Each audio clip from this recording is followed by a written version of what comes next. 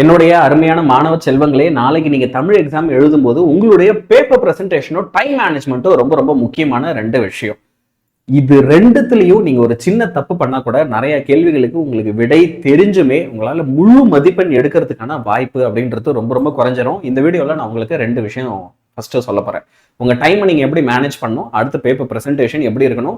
இந்த பேப்பர் பிரசன்டேஷனுக்கு நான் என்ன செய்ய போறேன் அப்படின்னா, நம்மளோட ஒன் ஆஃப் த பெஸ்ட் ஸ்டூடெண்ட்ஸோடைய பேப்பரை எடுத்து அந்த பேப்பரையே உங்களுக்கு வந்து அவங்க எப்படி பிரசென்ட் பண்ணியிருக்காங்க, அதே மாதிரி நீங்களும் என்னென்னலாம் செய்யணும் செய்யக்கூடாது எல்லாத்தையுமே உங்களுக்கு இந்த வீடியோவில் காமிக்க போறேன். இப்போ இது எல்லாத்தையும் நான் காமிக்கிறதுக்கு முன்னாடி மறக்காம நம்ம சேனலுக்கு சப்ஸ்கிரைப் பண்ணிடுங்க. ஏன்னா அப்படி சப்ஸ்கிரைப் பண்ணீங்கன்னா தான் எங்களால் இந்த மாதிரி நிறைய வீடியோக்கள் உங்களுக்கு கொண்டு வந்துகிட்டே இருக்க முடியும். எல்லா எக்ஸாமுக்கும் நாங்கள் வந்து உங்களுக்கு தொடர்ச்சியாக என்ன செஞ்சுட்டு இருக்கோம் அப்படின்னா, நம்மளோட சேனல்ல லைவா கிளாஸஸ் எடுத்திருக்கோம். அந்த லைவ் கிளாஸஸையும் உங்களால் என்ன செய்ய முடியும் அப்படின்னா அழகாக ஷார்ப்பாக கவனிக்க முடியும். இப்போ நம்மளோட பரீட்சை வந்து நாளைக்கு பார்த்தீங்க அப்படின்னா வந்து மொத்தமாக 3 மணி நேரம் நடக்கும். கொஸ்டின் பேப்பரை படிக்கிறதுக்கு நமக்கு ஒரு 15 நிமிஷம் கொடுப்பாங்க இல்லையா? அப்போ முதல்ல நம்மளுடைய கொஸ்டின் பேப்பரை படிக்கிறதுக்கு மட்டுமே நீங்க வந்து முழுசா என்ன பண்ணணும் அப்படின்னா ஒரு 15 நிமிஷம் ஸ்பெண்ட் பண்ணணும். இந்த 15 நிமிஷத்துல நம்ம என்னென்ன கேள்விகளை எப்போ எழுத போறோம், எப்படி எழுத போறோம் அப்படின்றத மைண்டுக்குள்ள முடிவு பண்ணிக்கோங்க. உங்களுக்கு நல்லா தெரிஞ்ச கேள்விகளை முதல்ல எழுதுறதை பத்தி முதல்ல நல்ல முடிவெடுத்து ஸ்ட்ராங்கா முடிவெடுத்து அதுல இருந்து ஆரம்பிங்க. ஆர்டரா போறது பெஸ்ட். ஆனா எனக்கு ஒரு சில ஆரம்பத்துல இருக்கிற கேள்விகள் தெரியல, ஆனா பின்னாடி இருக்க கேள்விகள் எனக்கு நல்லா தெரியும், அதனால அதை வச்சு நான் எழுதும்போது ஒரு நல்ல கான்ஃபிடன்ட் பூஸ்ட் எனக்கு இருக்கும் அப்படின்னா கண்டிப்பா நீங்க தாராளமா அப்படி செய்யலாம். ஒரே ஒரு விஷயம் தான், நீங்க எழுதும்போது ஒரு சில ரூல்ஸ் எல்லாம் ஃபாலோ பண்ணும். அந்த ரூல்ஸ் எல்லாம் என்னன்றதை நான் சொல்றேன். எந்த பகுதி, எந்த வினா, எந்த செக்ஷன் எல்லாத்தையும் ப்ராப்பரா மென்ஷன் பண்ணணும், அதை பத்தி நான் சொல்றேன். இப்போ ஒரு மதிப்பெண் வினாக்களுக்கு நீங்க வந்து முழுசா வந்து என்ன செய்யலாம் அப்படின்னா ஒரு 20 மினிட்ஸ் வரைக்கும் எடுத்துக்கலாம். சரி, அப்போ நீங்க 10:15க்கு எக்ஸாம் எழுத ஆரம்பிக்கிறீங்க அப்படின்னா 10:35க்குள்ள வந்து நீங்க என்ன செஞ்சிருக்கணும் அப்படின்னா ஒரு மதிப்பெண் வினாக்களை முடிச்சிருக்கணும். அடுத்து 2 மதிப்பெண் வினாக்களுக்கு வந்து பாத்தீங்கன்னா நீங்க 30 நிமிஷம் வரைக்கும் எடுத்துக்கலாம். விச் மீன்ஸ் அப்போ நீங்க 11:05க்குலாம் வந்து என்ன செஞ்சிருக்கணும் அப்படின்னா 2 மதிப்பெண் வினாக்களை முடிச்சிருக்கணும்.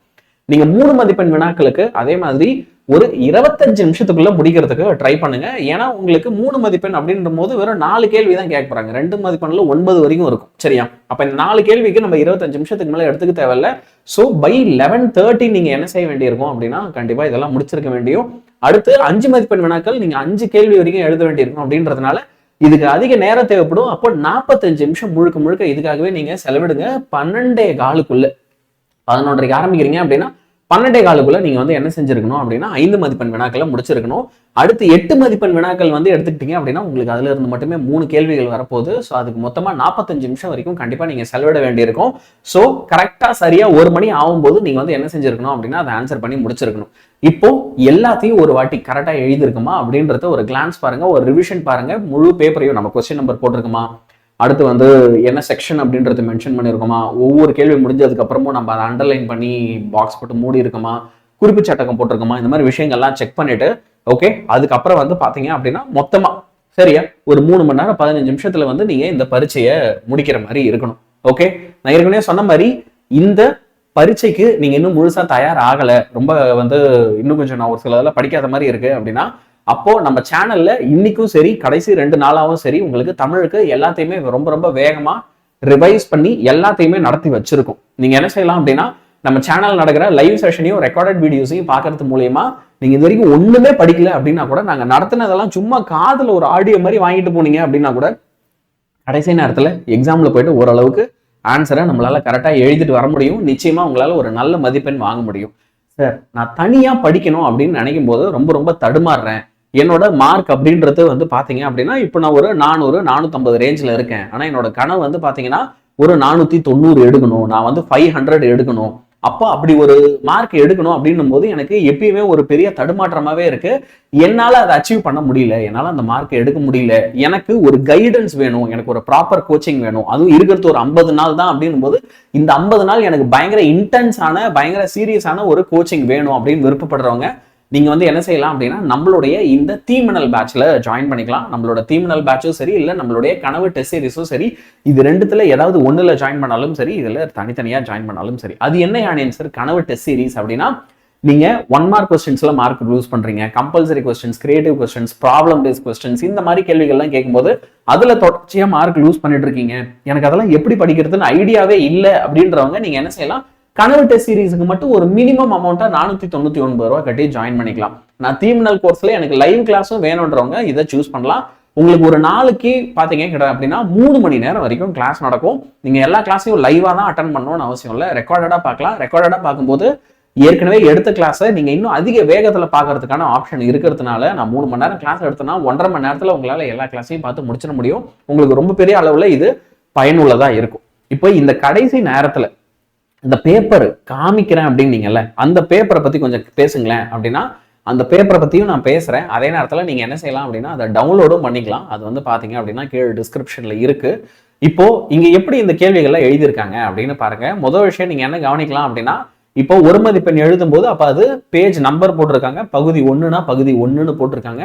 ஒவ்வொரு வினாவும் எடுத்து எழுதும்போது வந்து பாத்தீங்கன்னா அதோட ஆப்ஷன் என்ன, அப்புறம் அதுக்கான ஆன்சர் என்னன்றத தெளிவா மென்ஷன் பண்ணியிருக்காங்க. எப்பயுமே இந்த மாதிரி கொஸ்டின் நம்பரை போட்டு ஆப்ஷன் எழுதி அதுக்கப்புறம் அதுக்கான ஆன்சரை எழுதுங்க, அப்பதான் அதுல ஒரு தெளிவு இருக்கும். அடுத்து வந்து பாருங்க, பகுதி 2க்கு வரும்போது பகுதி 2ல இது என்ன, பிரிவு 1ஆ பிரிவு 2ஆ, நிச்சயமா அதை மென்ஷன் பண்ணணும். அதுக்கு அடுத்து ஒவ்வொரு கேள்விக்கான விடையும் அழகா எடுத்து எழுதுங்க. எழுதும்போது இப்ப இந்த ஸ்டூடெண்ட் என்ன பண்ணிருக்காங்கன்னா, ஒரு சின்ன ஆரோ மார்க் வந்து யூஸ் பண்ணிருக்காங்க புல்லட் பாயிண்ட்ஸுக்கு. நீங்க புல்லட்டுக்கு ஸ்டார் போட்டாலும் சரி, இந்த மாதிரி ஆரோ மார்க் போட்டாலும் சரி, இல்ல சும்மா அழகா ஒரு ரவுண்ட் டாட் வச்சாலும் சரி, ஆனா இந்த மாதிரி புல்லட் பாயிண்டா எடுத்து எழுதும்போது அது பாக்குறதுக்கு ரொம்ப சிறப்பா அழகா இருக்கும். திருக்குறள்ல எடுத்து எழுதும்போது அப்ப அதுக்கு திருக்குறள் அப்படின்ற தலைப்பை போட்டு அதுக்கப்புறம் அந்த திருக்குறளை எடுத்து எழுதுங்க, ஆசிரியர் பேரை எழுதுங்க.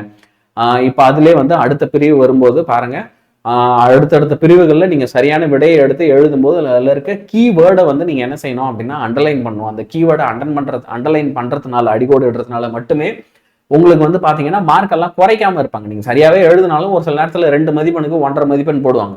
நீங்க அந்த மாதிரிலாம் அண்டர்லைன் பண்ணி வைக்கிறீங்க அப்படின்னா அப்போ உங்களுக்கு அதுக்கான மார்க் குறையாம வரதுக்கான வாய்ப்பு இருக்கு. நீங்க இதுல என்ன கவனிக்கலாம்னா, இவங்க ஒவ்வொரு சப்டாபிக்குமே அதே மாதிரி வந்து 2 லைன் போட்டு அழகா அண்டர்லைன் பண்ணி அதெல்லாம் அழகுபடுத்திருக்காங்க. அந்த மாதிரி விஷயம்லாம் நீங்க அதிகமா தாராளமா செய்யலாம். பேப்பர்ல எங்கேயாவது வேஸ்ட் ஸ்பேஸ் இருக்கு, ஓகே, அந்த ஸ்பேஸை நீங்க பயன்படுத்தலை அப்படின்னா இந்த மாதிரி ஒரு கோடு போட்டு அடிச்சு வச்சிருங்க. அது ரொம்ப ரொம்ப முக்கியம். ஓகே, அது அப்படியே பிளாங்க் ஸ்பேஸா விடாதீங்க, கண்டிப்பா அதை அடிச்சு வச்சிருங்க. நான் ஏற்கனவே சொன்ன மாதிரி பிரிவுகளை மென்ஷன் பண்ணுங்க, தலைப்புகளை எழுதுங்க, தேவையில்லாத ஸ்பேஸை இந்த மாதிரி அழகா அடிச்சு வைங்க. ஏன்னா அந்த மாதிரிலாம் நீங்க செய்யும் போது என்ன கவனிக்கலாம் அப்படின்னா, எந்த ஒரு இடத்துலையுமே தேவையில்லாம மார்க் அப்படின்றது குறைக்கப்படவே இல்லை. இந்த ஸ்டூடெண்ட் என்ன பண்ணியிருக்காங்க அப்படின்னா எல்லாத்துலயுமே அழகா முழு மதிப்பெண் வாங்கியிருக்காங்க. கடிதம்லாம் எழுதும்போது உரைமேல் முகவரி வந்து கரெக்டா போடுங்க. அந்த பாக்ஸ் மேல உரைமேல் முகவரி அது அப்படின்றத மென்ஷன் பண்ணுங்க, பெறுநர். அதுக்கப்புறம் வந்து நீங்க அட்ரஸ் எழுதும்போது ஒவ்வொரு லைனுக்கு அப்புறமும் அந்த கமா வரணும், அதை கரெக்டா மென்ஷன் பண்ணுங்க. ஓகே, இந்த மாதிரி விஷயங்கள்லாம் நீங்க மென்ஷன் பண்ணாதான் வந்து தமிழ்ல முழு மதிப்பெண் எடுக்கிறதுக்கான வாய்ப்பு அப்படின்றது உங்களுக்கு கிடைக்கும். இந்த முழு பேப்பரையுமே நான் வந்து உங்களுக்கு பாத்தீங்கன்னா பிடிஎஃபா டவுன்லோட் பண்றதுக்கும் கொடுத்துருங்க. ஸோ மறக்காம அதை நீங்க டவுன்லோட் பண்ணிக்கோங்க. டவுன்லோட் பண்ணி நீங்களும் ஒரு வாட்டி அதை முழுமையா பாருங்க, சரியா? நம்ம சேனலை இது வரைக்கும் யாராவது சப்ஸ்கிரைப் பண்ணல அப்படின்னா தயவு செஞ்சு கண்டிப்பாக சப்ஸ்கிரைப் பண்ணிக்கோங்க. பப்ளிக் எக்ஸாம் முடிக்கிற வரைக்குமே உங்களுக்கு இது ரொம்ப பயனுள்ளதாக இருக்கும். ஏன் இதை தாண்டி அடுத்து 11th 12th போறீங்க அப்படின்னா அதுக்கும் நாங்கள் தனி சேனல் வரைக்கும் அதையுமே இப்போயே சப்ஸ்கிரைப் பண்ணிக்கோங்கன்ற நான், சரியா? So my dear boys and girls, நன்றி அண்ட் எக்ஸாம் நல்லா பண்ணுங்க.